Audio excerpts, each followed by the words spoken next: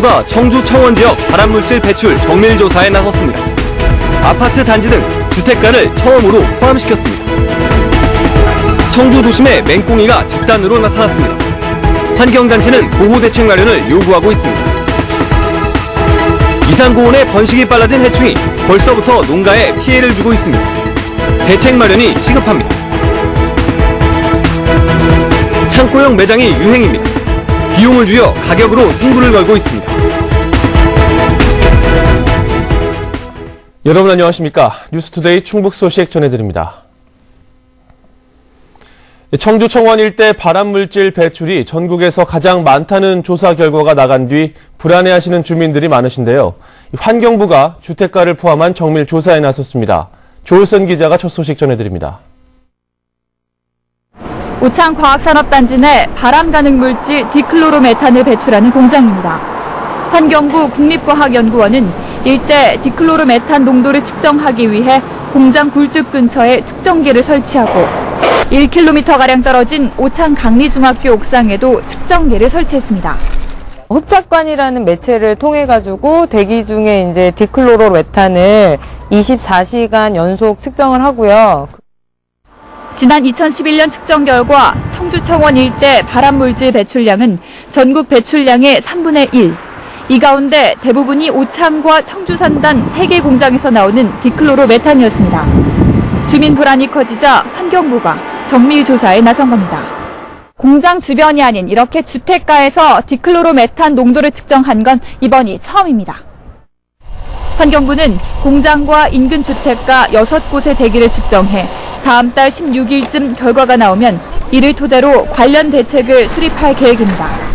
발암물질이 많아서 걱정들이 다 많거든요.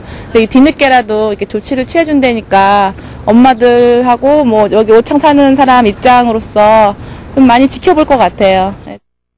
또 도내 디클로로메탄 배출 기업 5곳이 앞으로 5년 동안 배출량을 줄여나가도록 충청북도와 협약도 맺기로 했습니다.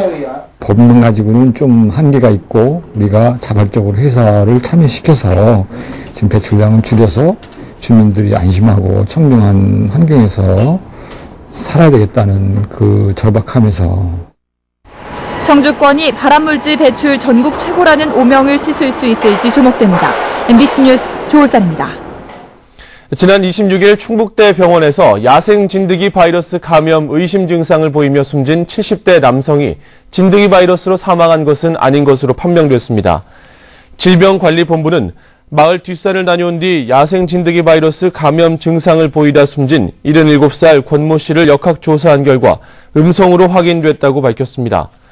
또 충주에서 야생 진드기 바이러스 감염 의심 증상을 보이다 상태가 호전돼 퇴원한 65살 황모 씨도 음성으로 밝혀졌습니다. 멸종 위기종인 맹꽁이가 청주도심 한복판에 집단 서식하는 사실이 확인됐습니다. 도심에서는 좀처럼 보기 어려운 반가운 손님입니다. 이호진 기자의 보도입니다.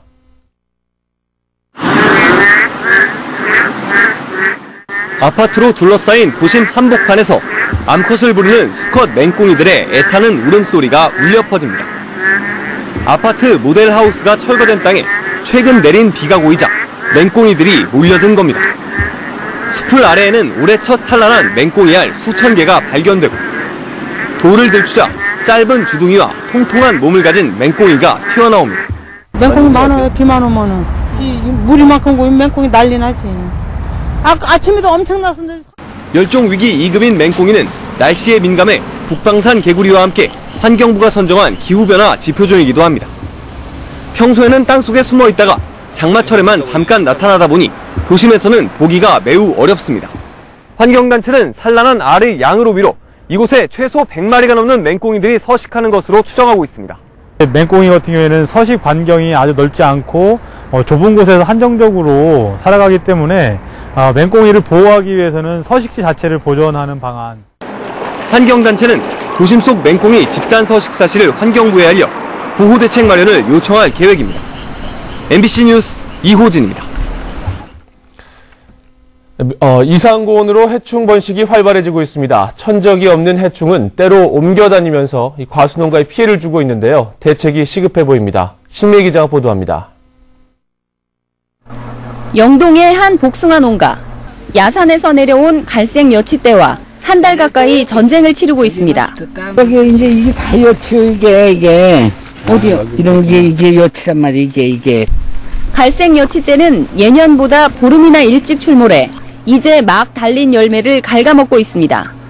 지난 겨울 동해 피해를 입은 이 지역 농가는 올봄 갈색 여치떼의 습격까지 받아 그야말로 초비상입니다.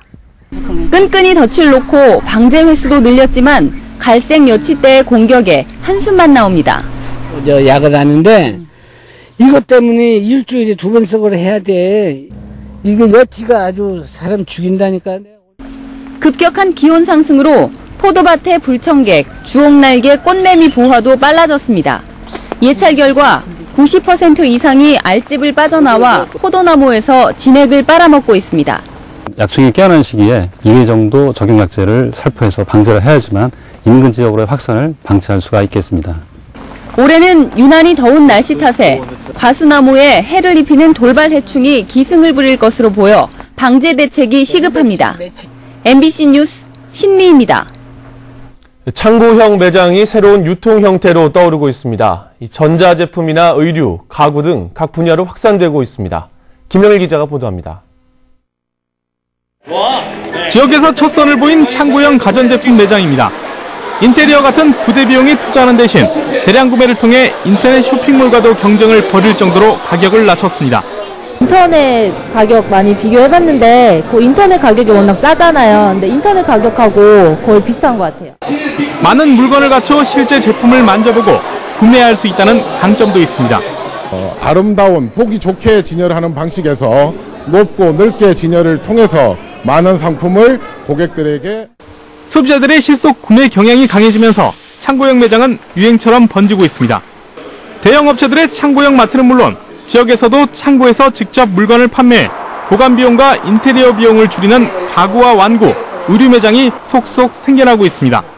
실상 그 인테리어 같은 경우는 조금 적게 하고 그 소비자와 공장 그 직거래로 다 해서 그 마진을 유통 마진을 한 10에서 15% 정도 줄이는 쪽으로. 창고형 매장의 확산과 함께 경기 침체로 다친 소비자들의 지갑을 열기 위한 유통업계의 경쟁은 더욱 치열해질 것으로 보입니다. MBC 뉴스 김영일입니다. 충주시가 세계 무술공원에 조성한 야영장을 2달도 안 돼 폐쇄하기로 했습니다. 캠핑 인기를 노린 근시안적 행정으로 예산 낭비는 물론 관광객들의 비난까지 받고 있습니다. 이승준 기자의 보도입니다. 주말 아침 충주 무술공원 야영장입니다. 20여 동의 텐트가 밤을 지새우고 여유로운 휴일 아침을 맞고 있습니다. 도심에 있는 데다 하루 10,000원에 불과한 사용료. 그리고 무술공원의 각종 시설을 이용할 수 있어 개장과 동시에 인기를 끌고 있습니다. 가깝고요. 일단 가깝고 그리고 여기 근처에 애들이랑 같이 이렇게 이용할 수 있는 부분이 참 좋더라고요. 그리고 문 연 지 20일 만에 150여 가구가 이용했고 다음 달 중순까지 예약도 200건에 이르렀습니다. 그러나 충주시는 돌연 운영 중단을 선언했습니다. 야영장의 잔디 훼손이 심하고 고기 굽는 냄새와 연기로 산책하는 시민들의 민원이 많다는 것입니다. 공간이 있으니까는 야영장으로다가 또 활용을 하면은 공원 홍보도 되고 뭐 시민들한테 많은 그 야영하는데 그런 도움을 줄 수 있겠다 해서 했는데 야영을 즐기는 시민과 관광객들은 아쉽다는 반응입니다. 지난주에도 오고 이번 주에 와서 이제 2번째인데요. 굉장히 좀 아쉬움이 있고요. 그 잔디 훼손보다는 그 시민들이 좀 여가 활동으로 즐길 수 있는 시청 홈페이지에는 충주시의 탁상 인정을 꼬집는 글도 올라오고 있습니다. 야영장 이용 시 잔디의 훼손은 어느 정도 예상됐고 야영장에선 당연히 텐트 치고 취사를 하는데 이제 와서 중단시키겠다는 건 말이 안 된다는 것입니다. 근데 또 이렇게 예산을 들여서 다 이거 해놨잖아. 근데 폐쇄돼 버리면 얼마나 아까워요. 그리고 정말 낭비인데. 전국적인 추세가 공원의 야영장은 다 비싸요. 거의 100%가 비싼 추세예요. 아니 근데 우리가 이제 그런 데는 검토가 안 돼 있었던 거지. 문 연 지 2달도 안 돼 관리에 어려움을 들어 야영장을 포기한 충주시의 행정은 준비 없이 캠핑이라는 대중적 관심사를 따라갔다 포기한 모양새만 보이게 됐습니다. MBC 뉴스 이승준입니다.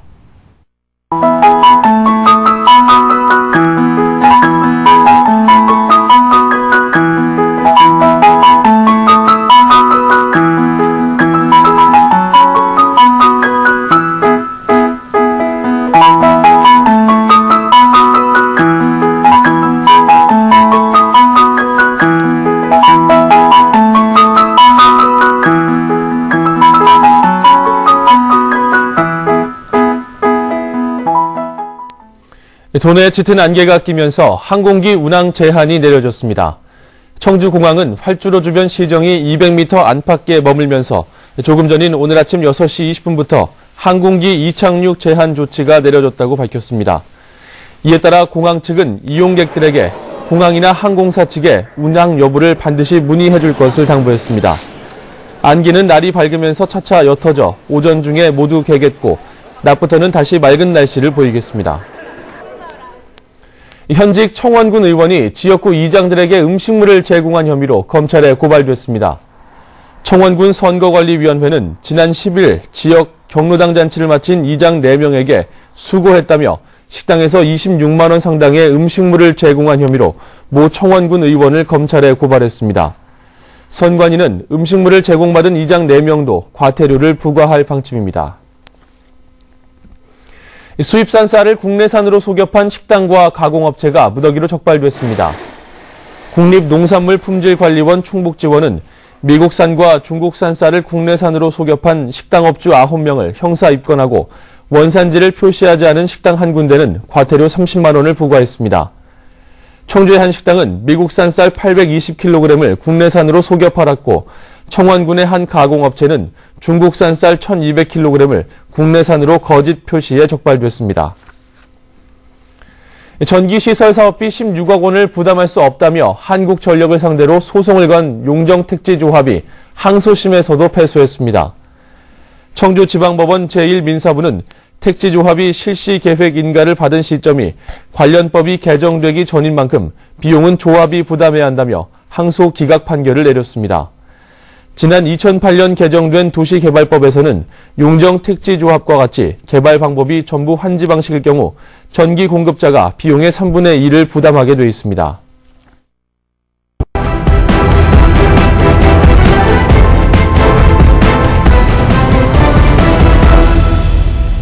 오는 7월부터 청주에서 음식물 쓰레기 종량제가 시행되면서 수수료가 1.6배가량 오릅니다.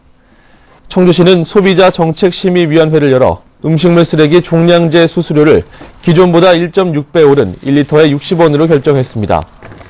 한 달에 한 번만 납부 필증을 부착하는 방식에서 버릴 때마다 부착하는 방식으로 바뀌어 체감 인상도는 더 높을 것으로 보입니다.